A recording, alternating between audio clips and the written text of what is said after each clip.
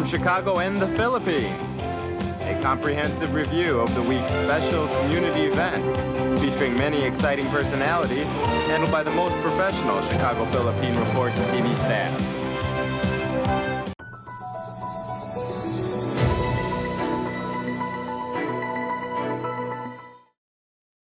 Who is not interested is the one who is winnable and competent to be the president and the running mate. Winnability and competence are the main factors used by PDP Laban Kusiwing's National Executive Council when it chose Senator Christopher Bongo and President Duterte as the administration party's presidential and vice presidential bets for next year's elections. Party Secretary General Melvin Matibag adds the council persisted in choosing Go and Duterte mainly because the two are not totally against the idea of running next year. Kasi hindi naman sinabi na ayaw eh. Ang sabi nga niya, I leave my faith to God. Ganon din si Presidente nung inaano mag-Vice President. Kailangan ipagdasal. Matibag says Go was absent when the other 15 Executive Council members on Wednesday approved the resolution endorsing the Go Duterte tandem. He also says party officials are now in the process of signing the said resolution, which is going to be presented to the entire party during the September 8 PDP Laban National Assembly. Matibag insists the party remains intact despite their rift with a group of Senator Manny Pacquiao. We considered Senator Pacquiao as one of our top candidates for the senatorial lineup of PDP Laban. Pacquiao's camp has yet to react to the Go Duterte tandem as well as to Matibag's offer. But Senator Aquilino Coco Pimentel III, who also sits as the executive vice chairman of the PDP Laban Pacquiao wing, points out that addressing the pandemic should be the priority now and not politics. Go, for his part, says he would still want to focus his attention on government's vaccination program and the pandemic before politics. But he gave this clarification. Ang makapagbabago lang ng aking desisyon na tumakbo bilang presidente ay kung si Tatay Digong ang aking magiging vice-presidente. Dahil alam ko, yun ang magiging totoong continuity. Via Times, vital news, vibrant views for the Filipino-Asian communities in Chicago. Via Times for your most interesting and exciting reading and your party coverages. Via Times has very interesting columnists. You name it, Via Times has it. Law, Filipino news, dentistry, immigration, humor, serious opinions, health, beauty, mysticism, Bata Corner, showbiz, and intelligently written editorials. Call Via Times at 773-866-0811.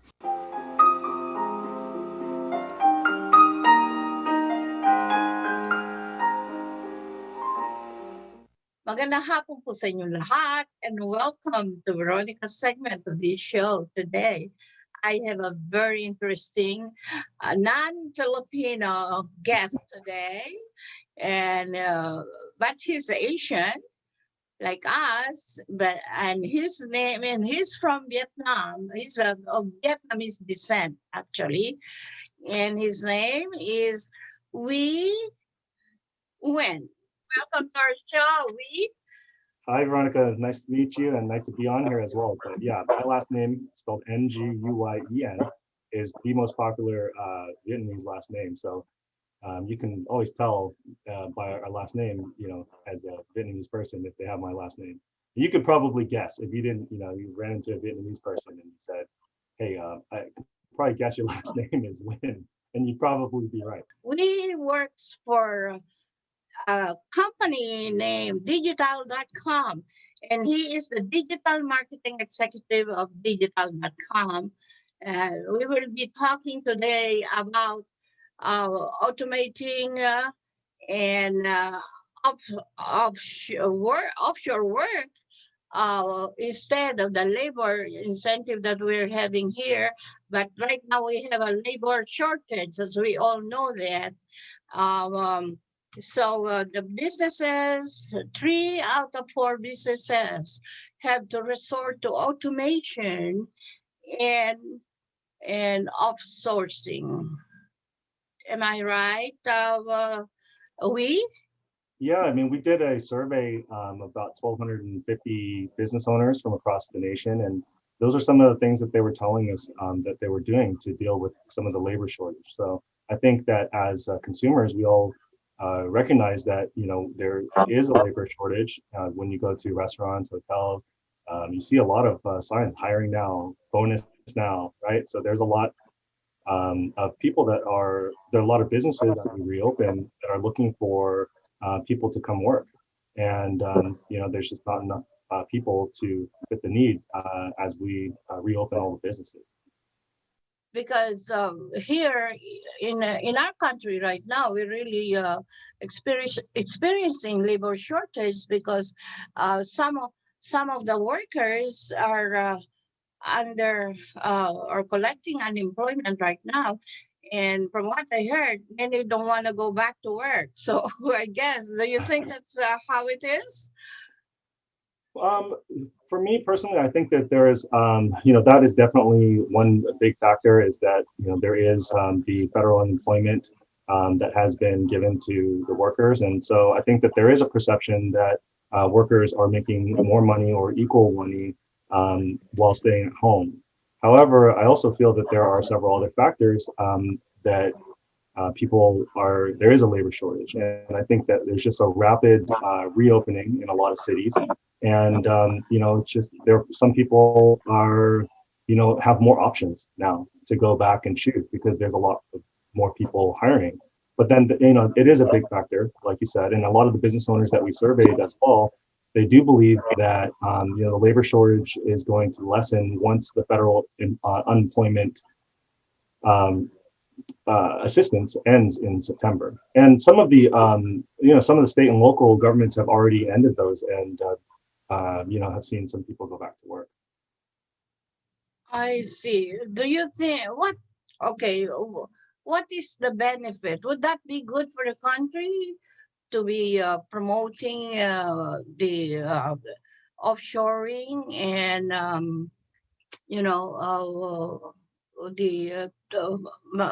going back to tool machineries?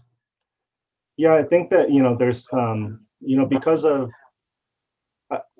we have to take a look at it this way, where, even prior to COVID, there was a lot of industries that were already looking at automated solutions and self-service solutions. And the trend has already been going to that area. We already had a labor shortage in transportation and some manufacturing as well. And so, businesses, in order for them to survive, they needed to figure out, how could they continue to produce? And so some of these solutions have been in play for quite some time. And I believe that, COVID and the shutdowns and now the labor shortage have just accelerated a lot of these business decisions quicker, right? So a lot of people are adopting these, a lot of people are considering them, making investments, because automation doesn't happen overnight.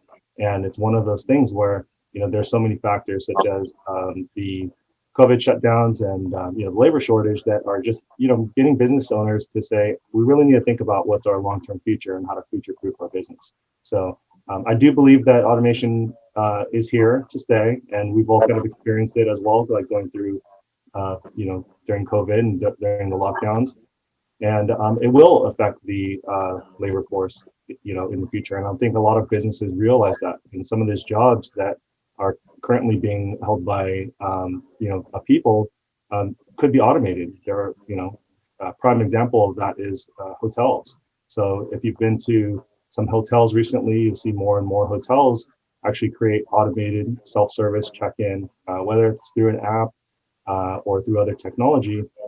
They're allowing people to come check in without going to the front desk, use their phone as room keys. So there's no need to go to the front desk anymore. That saves on some staff and traffic and administration up at the front desk. But it also, because of COVID and a lot of people wanting to have a contactless, safer environment, we've changed our behavior now where, people do want this self-service option. They don't need to talk to somebody if they can get, create an easy process to get through. So I do believe it will disrupt some industries and will affect some jobs, that, weren't currently, or, they'll affect some jobs that are, currently being held now.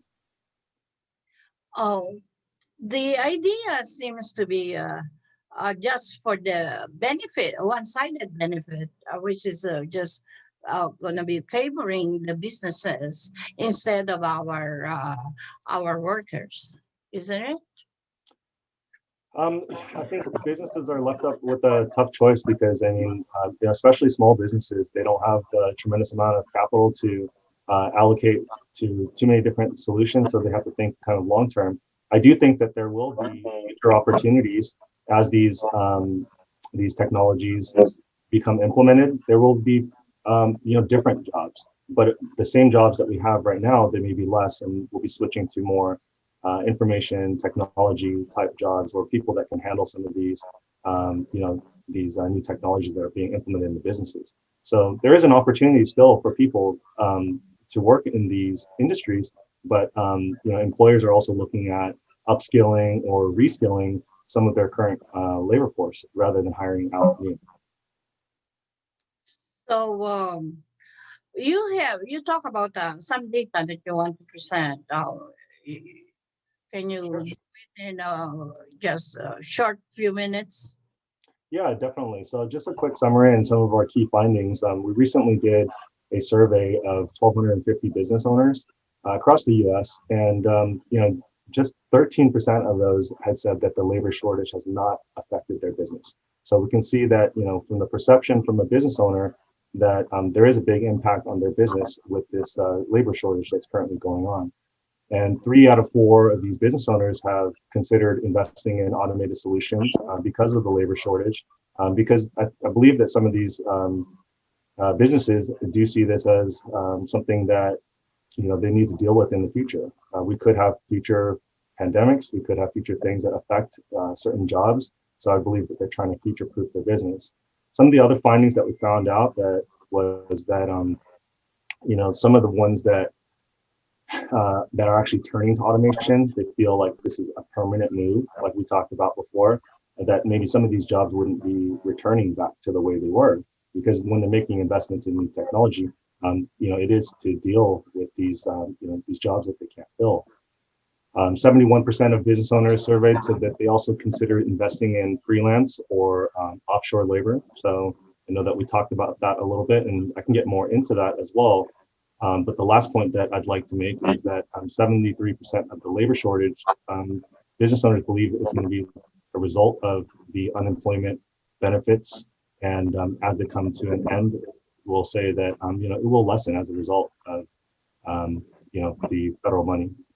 I do believe that the majority of business owners that we surveyed have the perception that the labor shortage is being a big factor of that is the unemployment benefits ending, or the unemployment benefits currently going on. But that's set to end in September, and we don't know from the administration if they plan to extend that or not. But I believe that the business owners feel that that's a big factor, so they're making decisions based around that. There's also some other factors as well. People have mentioned that childcare is a big factor of people not being able to find childcare at home. And with the schools opening, public schools opening, kids going back to school, I think that will also help to bring more people back into the workforce in combination with the federal unemployment benefits ending in September.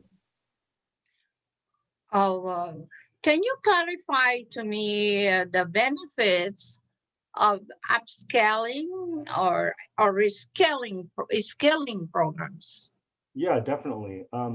So I think that this was a survey for business owners, but there are a lot of workers that when they talk about going back to work, it's not always about just the unemployment benefits that they're getting at home. It's sometimes they don't want to return back to the jobs that they were doing before. And there's a variety of reasons for that. And there are people that now, like I said before, where there are some people that are implementing automation, some other people that they're looking for different positions, and if they can't fill those jobs externally, they really need to look at the people that are currently working in their existing business. There's a lot of benefits to that because these people have been in your business for a long time, to understand your business, to understand the company culture. And if it's the right person and they're willing and they want to step up into some newer positions, it could be something that's beneficial for both the owner as well as the employee, where you're taking somebody that is working inside and maybe providing them the skills necessary to take on maybe a different role or advance their career as well. But I think a lot of business owners are looking inside. They're looking at if in different fields, there's a lot of new technology and new programs are always being implemented in businesses, and it's just sometimes now there's an opportunity for employees who want to actually step up into a different role to be trained and for that role and be a benefit for both the business and the business owner and the employee, of course. All right, very interesting topic that we've discussed today. I'm sorry, we're running out of time. No problem. One last word from you regarding this topic of outsourcing and automation for our country. Sure. I think that there are a lot of businesses that are, were forced to go into, completely remote, right? And some people were fortunate enough to work from home, and during the entire pandemic, businesses had to shift, create new systems, create new procedures, and for this remote work environment. And a lot of people experience remote work and flexibility for the first time. And I think that there are some opportunities where if businesses can't find local employees or don't need on-site offices anymore, there are plenty of opportunities out there where you can hire freelancers from anywhere in the world, really. But around the US, and a lot of people have already been working remote, that environment's already set up. You can hire, you have a bigger, wider breadth of people that you can hire from because you have the experience now to work in a remote environment. So the labor pool gets bigger, the opportunity gets bigger for employees, and then the employers as well have a bigger opportunity to find people with specific skill sets. Either whether they be freelancers or full-time workers, even bringing on contractors and freelancers to hire to handle specific tasks can free up time for your core employees to do some of the core business stuff, and they don't have to do everything, right? So there are a lot of business owners considering freelance that, and with more freelance opportunities, employees or people that are looking for work are going to the freelance route now because they know that businesses are looking for specific tasks or specific skills, and they can have the flexibility to work anywhere they want. So I think it's a trend that we'll see kind of both with the employers and the employees. Interesting, very interesting. And to our viewing audience, Mr. Wee Wen of digital.com, is it? That's correct, digital.com. Digital.com is really gave us some very good insights about automation and offshoring for many businesses. And I thank you for gracing our show today. Maraming salamat. That's thank you very much. In our language, how do you say it in Vietnamese? Say it, come on. Yeah, come on, thank you. So thank you so much for having me on your show. And I really appreciate it. It was a good time, and hopefully we can see you again next time. All right. Thank you. And you keep us updated. We'll invite you again if there's any update about the offshoring and automation in our businesses. Thank you so much. Bye. Thank you, Veronica. Bye.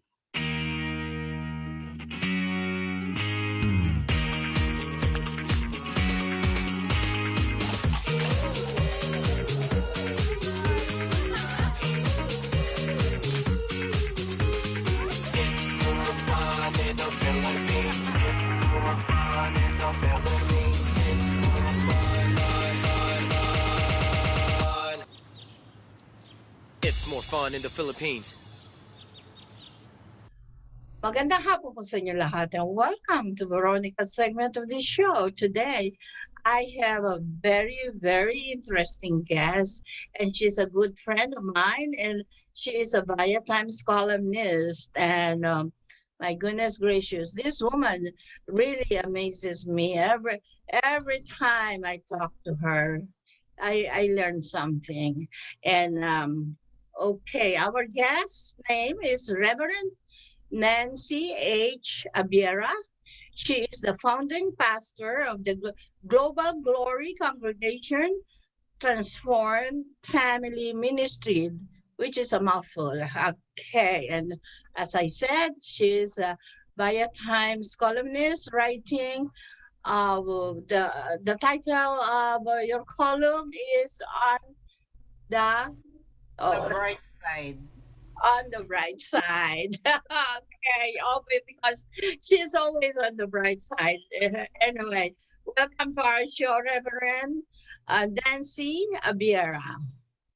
Thank you. Thank you. It's a privilege to be interviewed by somebody that I look up to.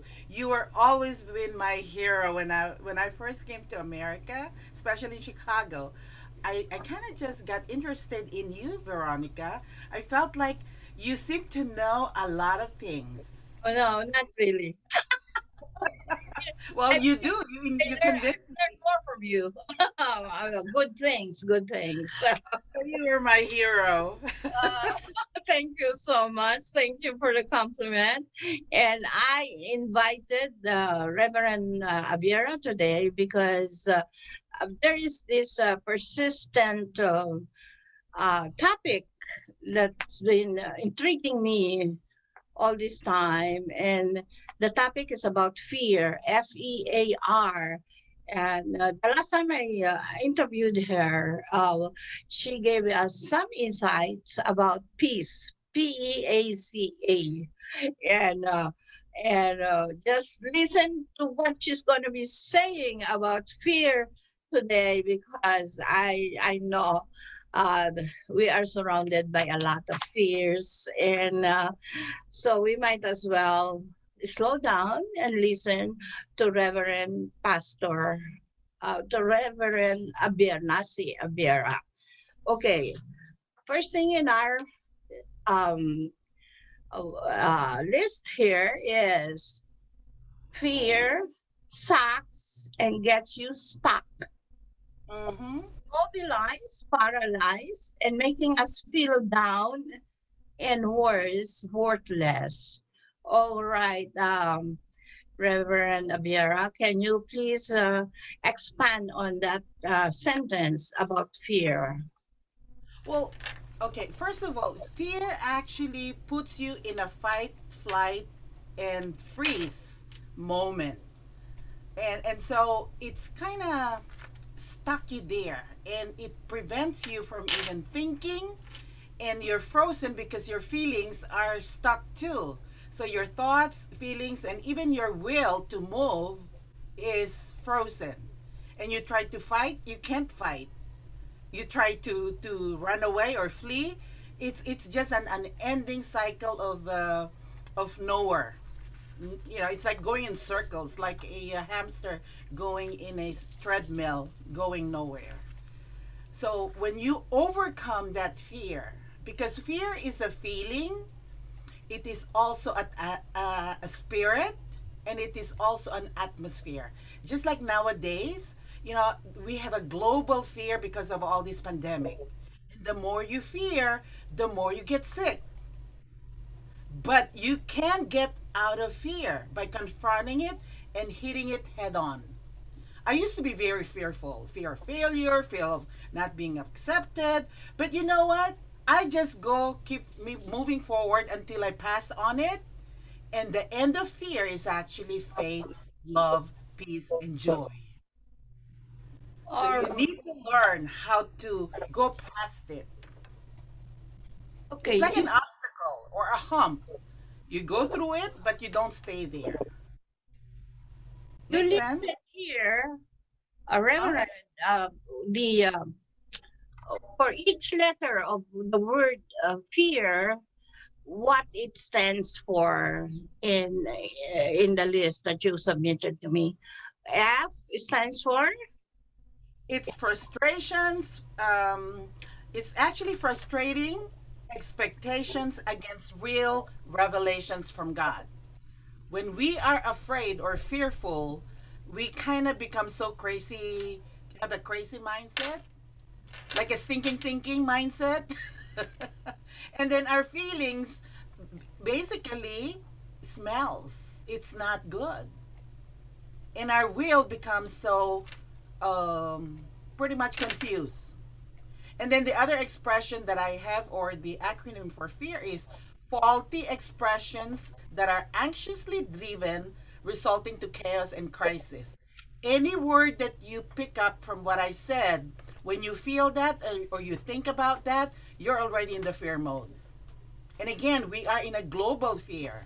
We could either infect each other or bless each other with faith.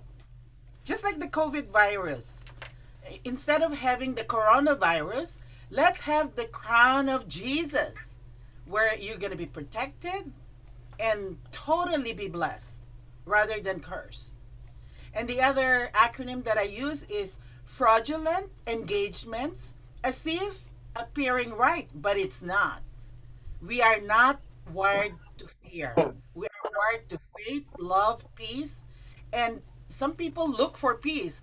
You just get it. You have it.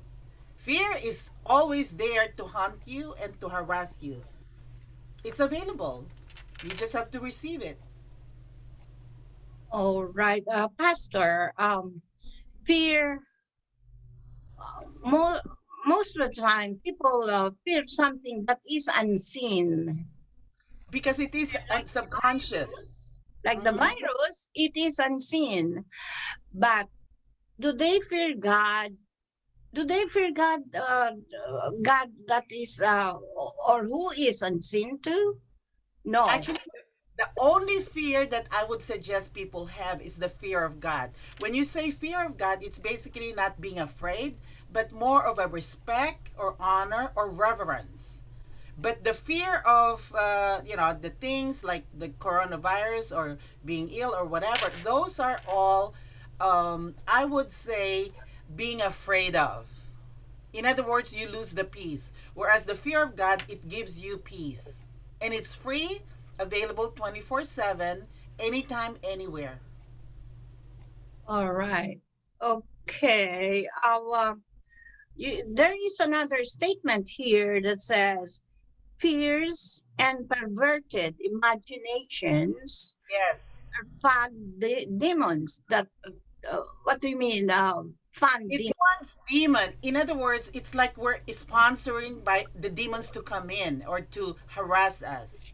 Because when we are afraid, all the demonic or evil spirit love to join us because they have a party, a fear party. But when we are in faith, they hated us. They hate us because they can't operate in faith in God. It scares them. We're too powerful when we are in the level of faith with God. But we become powerless, pitiful, and ugly when we are in the fear mode. Have you seen some people who are very fearful? The paranoia people? They are paranoid. They're like they can't be still. They're like always fidgeting. It's like always looking around, like as if somebody's gonna attack them anytime. So even though it is invisible in their imagination, they see it subconsciously or unconsciously. That's the reason why you need to have, just like when we're watching TV, when we don't like the TV, what the TV show, what do? We flip the channel. So you can always flip the channel, or better yet, give your remote control to the Holy Spirit, and He will only give you the good channel and the greatest Wi-Fi. So what you're saying actually is it comes from the mind. It's more of a mental problem, and It is. it's It also is. emotional, I think. Well, as I said, fears are emotions. There are also fear that are evil spirit. When we allow the negativity of this world to enter our ears, we hear fear, we see fear, even though it is invisible, we can imagine it. We smell fear and we talk about fear and we touch fear. We don't even realize it. That's because we're already deceived. We need to be focused on the truth. What is truth? Make sense? Yes. And on the other hand, what do they have to do with fear then? Okay. What can you There's advise to do with fear? okay. When you start feeling the fear, make a choice to do the reverse. Or even start saying it, because once you start saying it, you're declaring it and your brain hears it. So you're basically telling yourself to hear it, to smell it, to see it, and to speak it. And before you know it, you're living in the power of faith. Because God did not give us the spirit of timidity or fear, but the spirit of power and of love and sound mind. A lot of times we think people, oh, they're crazy. They're not crazy, they're just fearful. That's why they have crazy thoughts. So start saying, if you're afraid, okay, acknowledge your fear. Lord, I'm afraid. Can you help me to have your faith? In other words, trade it. You know, we love, some people go to casinos to do trade their money to win, but a lot of times they lose. But when you trade your fear with the faith of God, you always win. Well, there is always fear around us, that we cannot avoid. But just like it's just it depends upon the person's personality or the way a person would handle it, and any kind of a life situation. Well, as I said earlier, when you said about what do they do, it starts with your thoughts. So let the fear be under your feet. So imagine it. You're stepping on your fear, and then you step up and stand strong in the faith in Jesus. I have a story that I tell people most of the time. There was a donkey that fell into a pit, a very deep pit. So everybody was trying to help the donkey get out of the pit. And the donkey was screaming, ah, in fear. But the people who was trying to help the donkey could not help him. So they decided, instead of hearing him scream and slowly die, they started burying him. So they put dirt on the pit. And when the donkey saw that, the more he got fearful, and then after a while he got tired of being fearful, and then he started shaking the dirt. So he kept, every time the people put on the dirt on the pit, he kept shaking it. Before you know it, the donkey was out of the pit because he put the dirt under his feet. It became a platform that actually rose him up, made him rise up. That's also true with people. Don't let the fear step on you. You step up and put it under your feet, because you have that power of choice. You have that power of will. If there's a will, there's a way. If you choose always the winning side, not the whining side. Yes, but as Reverend, as human beings, isn't it that there's always inside us, within us, there's that sense of fearfulness and sense of fearlessness. That's why some fearful. That's why we are cautious, careful in things we do. Fearless puts us in a lot of trouble. Yes. There's nothing wrong with the feeling of fear. It's what you do with that feeling that's actually would determine whether you're gonna be okay or not. So in other words, we all fear. But the thing is, what we do with the fear, we either shake it off or just keep it and make it heavy for us. Does that make sense? And I have some practical ways to overcome it. Sometimes I just clap like that, so at least I could kind of catch myself saying, oh, I'm not afraid anymore. Or I laugh. Did you notice I laugh all the time? Humor is really, and laughter is medicine to the soul. So there was one time we were driving down to Bloomington, and we got lost, and then we finally saw the hotel where we're supposed to go. But instead of going to the normal street, we went on a side street that only bikes can enter, and then my friend was driving, and she got stuck there. And then she said, she stopped. She said, "Oh, this is not the way because it seems like a bike trail." Well, the hotel is right in front of us, so it's either you move or you stay here. By the way, the train is coming because we're on the railroad track. And then immediately she moved. And I started laughing. And I said, "Why are you laughing?" Because I was releasing my anxiety and fear. Because it's either we get stuck, run by the train, or we move on. Fear is like that. You could either be hit by it or you move on and say goodbye to fear. Say goodbye. And also, it's just that also I think that for a normal person, it should be a matter of handling or Mhm. your self-control, the Yes. pattern of self-control, right? And you're right. Just the way you can handle it too or control it is just like the way you would express yourself through laughter, Hmm. adoring, and just I think it comes up to a strength of mind. Yes, yes. It's all about the mindset. And as I said, there are some practical ways. One of the ways that I tell people, because I'm a life coach, so I tell them how to really be on the best self. So when you're fearful, I don't know if people know, there's a vagus nerve on the brain stem, which connects to our brain, and it's located in the back of our neck. When you stimulate the vagus nerve, the vagus nerve actually connects our brain stem all the way to the different parts of our organ. And if you wanted to have a healthy mindset and a healthy body, stimulate the vagus nerve, because that is in charge of the blood pressure, your breathing, and it actually connects with the different vital organs. So what I do when I laugh, the vagus nerve actually vibrates or moves. When I sing, or even just hum, or anything that or gargle, those are the things that you just practically do, and your fear would be under your feet, and you could fly like an eagle. Because you Wow, are powerful. I love that. People don't know they're powerful.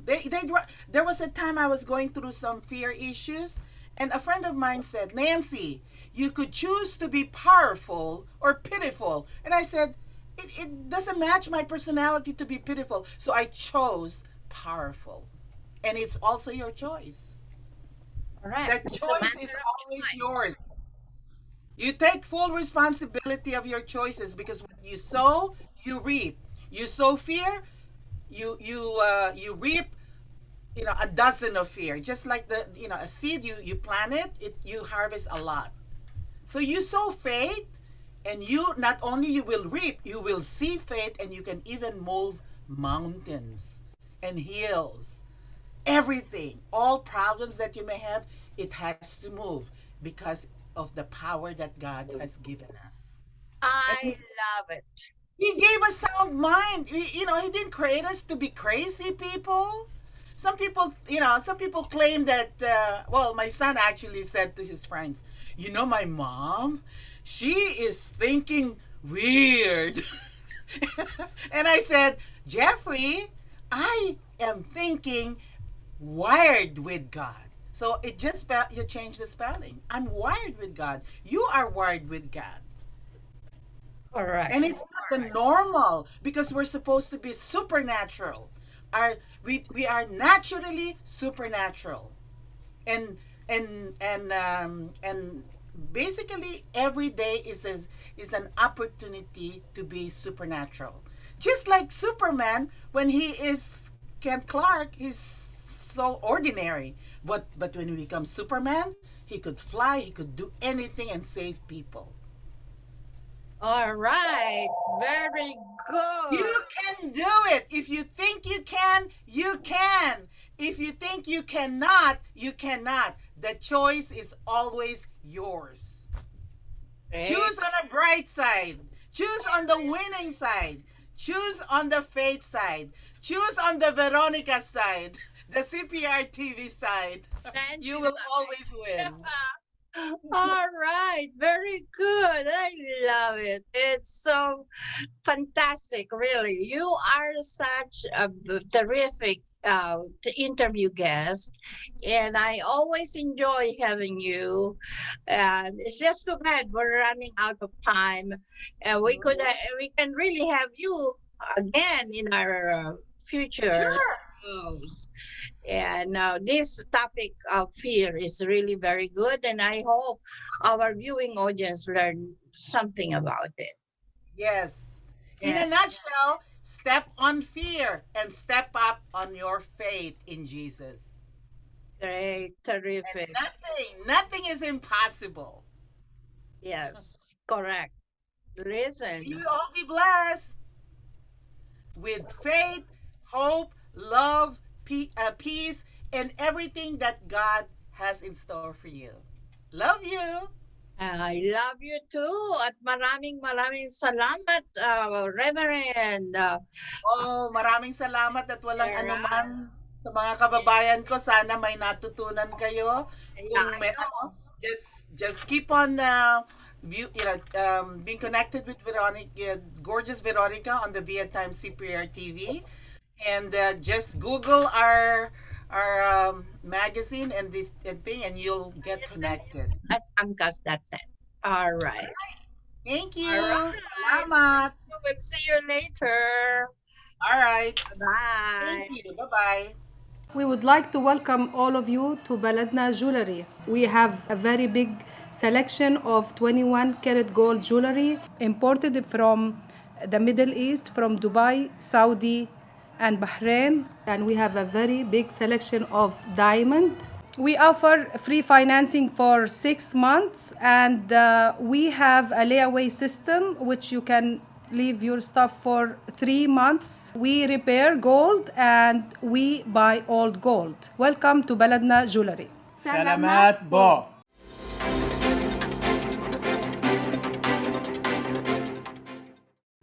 Good afternoon. This is Bridget Carino Quetta bringing you this week's local news from our community.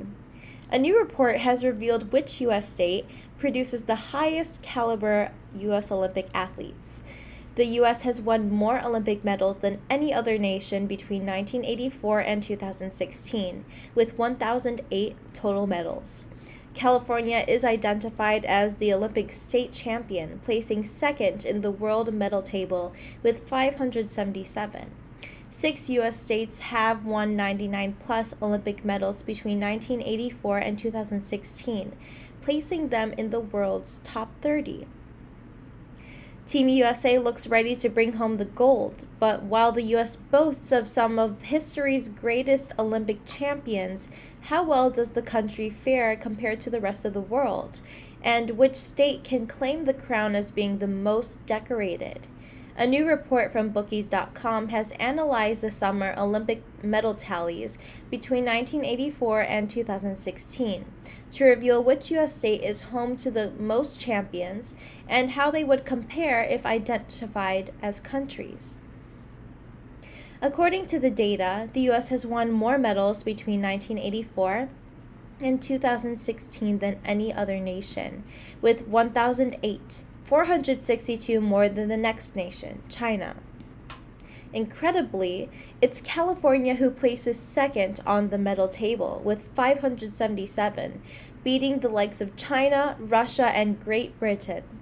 6 U.S. states, California, New York, Texas, Pennsylvania, Illinois, and Florida, make up the world top 30 medal list between 1984 and 2016, all winning 99-plus medals during this time. It's not all good news, however, as North Dakota is the only U.S. state to not win any medals during this time. For any film or TV buffs driving through your state this summer, this is the perfect opportunity to highlight must-see locations. Consider tagging this onto a tourism article highlighting all that Illinois has to offer. People can't wait to get out and travel as COVID-19 starts to fade away, so why not give them a reason to stay in your state a little longer? According to a recent TripAdvisor study, 67% of Americans are planning to travel this summer, and 43% of them are planning to get there by car. A new report from Cprtv.com highlights the best movie and TV filming locations across the country, including several in Illinois. These include the McAllister home in Winnetka from Home Alone, the place where Phil keeps stepping in a puddle in Groundhog Day, located in Woodstock, and where the dance scenes from Lovecraft Country were filmed in Chicago. And there are so many more. Around 59% of New Yorkers think Governor Andrew Cuomo should resign after an independent investigation found he groped, kissed, or made suggestive comments to 11 women in violation of the law, a Marist poll showed on Wednesday. After State Attorney General Letitia James unveiled the investigation's conclusions on Tuesday, Cuomo said in a video statement he had no plans to resign and denied he had acted inappropriately. A new study finds Illinois is number 33 in worst property crime rate in the country, including burglary, larceny, vehicle theft, and arson. The state's current property crime rate is 12% lower than the national average at 18.5 crimes per 1,000 people. Bedford Park, Illinois has the highest rate, while Milwaukee, Illinois has the lowest. Nationally, 1 in 5 households experienced property crime last year, and victims lost $13 billion in 2019. SafeHome.org today released a study on the state of property crimes in Illinois using the most recent FBI uniform crime reporting data.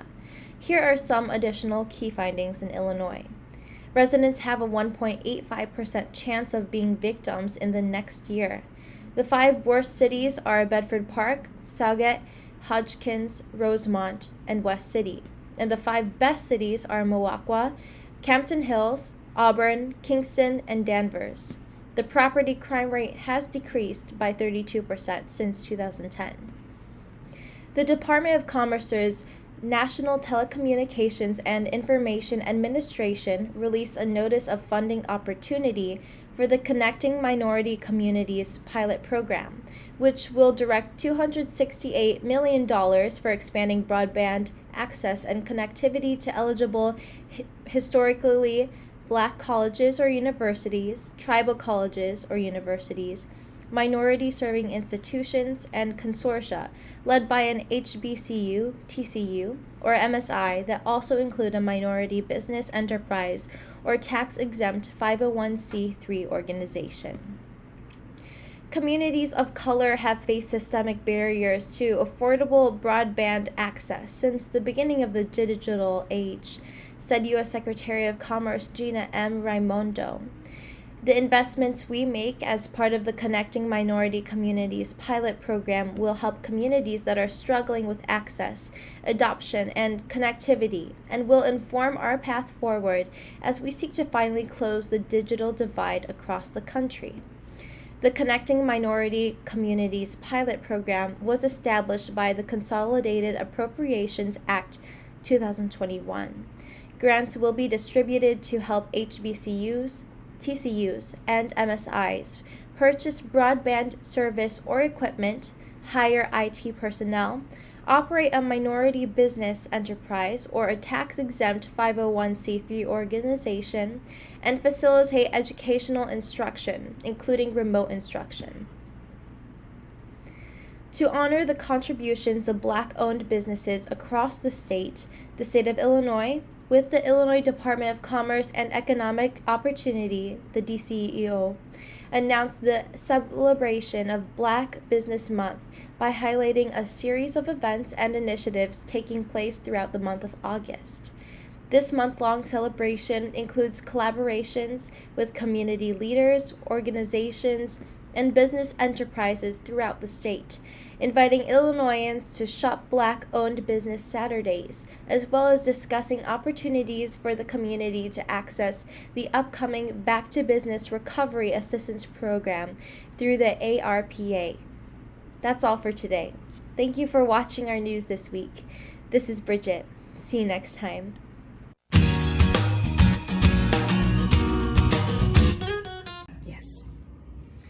Good evening, ladies and gentlemen. This is Melody Dizon, your Health Matters host. And today, as I've always promised you, that I will give you tips or new information or new trends that is going out in the market today, or at least in the recent past.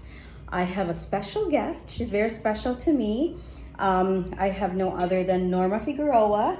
Hi, Tita Norms. Hello. How are you? Doing fine. Yeah, Thank she's very kind enough to give us this time, and I wanted to just get her mindset or her opinion about how things are. She is in the home health industry, and she's doing a lot of education and a lot of tools and resources to give out to home health businesses out there, so we will all survive. So I'm just gonna ask you, Tita Norms, what is it like now after we're still in the pandemic, so how is business now? How are things with the pandemic?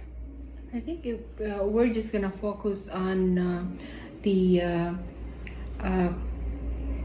health of individuals and how to prevent the spread of the infection. We will all be in the right place. We are also involved in the eye care, wherein we are granted by the Illinois Department of Public Health as a vaccinator for the COVID-19 vaccines. We have Moderna and the JJ. Currently, we are an advocate for this vaccination, and we hope that everyone will get vaccinated. But the real the focus on our advocacy is helping those homebound patients to get vaccinated. And I think with their caregivers and other members of their families need to be vaccinated as well, so that everybody will be protected. I think that's really good, and that's where things should be, considering that the Delta variant, as you guys all know, it's really high out there, and the hospitalizations are percentage-wise is up to the roof. How do you think we can capture the unvaccinated people? I mean, share me your thoughts. If you've talked to these people, what are they so apprehensive about? Why are they not getting it? Do you know? They don't have enough awareness. It seems like they are on the negative side, talking, having social media, the negative part of it. They don't see the, what do you call this one, the bright side of it. That the vaccine is really very important for our health and wellness. I have spoken to quite a few ER nurses in the emergency room at several hospitals, and they were saying that once they have like 80% of the COVID positive patients that they have are those unvaccinated, and the 20% are already vaccinated, but the severity of their symptoms is less than those who were vaccinated. It's like a positive, outlook in what was going on right now. Yeah. So I think the numbers reflect in itself what our community is doing. The number of patients that gets admitted to the hospital. So for the people that are homebound that you see, are most of them vaccinated already? Oh, there's still a lot, and actually I received 3 calls yesterday, and they're quite far. But this is a good thing with the eye care. We know some of those providers, vaccinators that are connected to the eye care, that we can disseminate if we can connect them to other providers, and they can get those the patients that are out of our area. Sometimes we go beyond our means to vaccinate them. But most importantly, once they are connected to other providers, they will get vaccinated. We follow through though. Were you able to get your vaccine? We referred you to this agency, and were you able to get your vaccine, your vaccine done to you? And they said that they did, and they are very, very thankful of the connection. And I think this is one way where we can reach out to a lot of these patients, is like care coordination and reaching out those people who are in the remote places is also very, very important. There are some patients that doesn't know about this system, and good thing that they have some relatives who are proficient in technology, and they know how to navigate the system. And once we receive a call from them, we usually ask if, do you have any other members of the family that's living with you? Do you have a caregiver? And did they receive their vaccine? Because it's useless for this patient to get vaccinated when he or she is around people that are not vaccinated. And the advocacy is for us to reach out to all the caregivers, other family members, and even neighbors and friends who did not get their vaccine yet, so that we can give them the vaccine.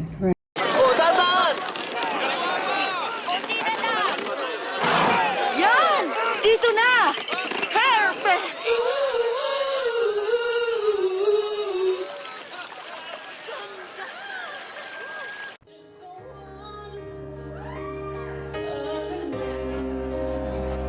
It's hard to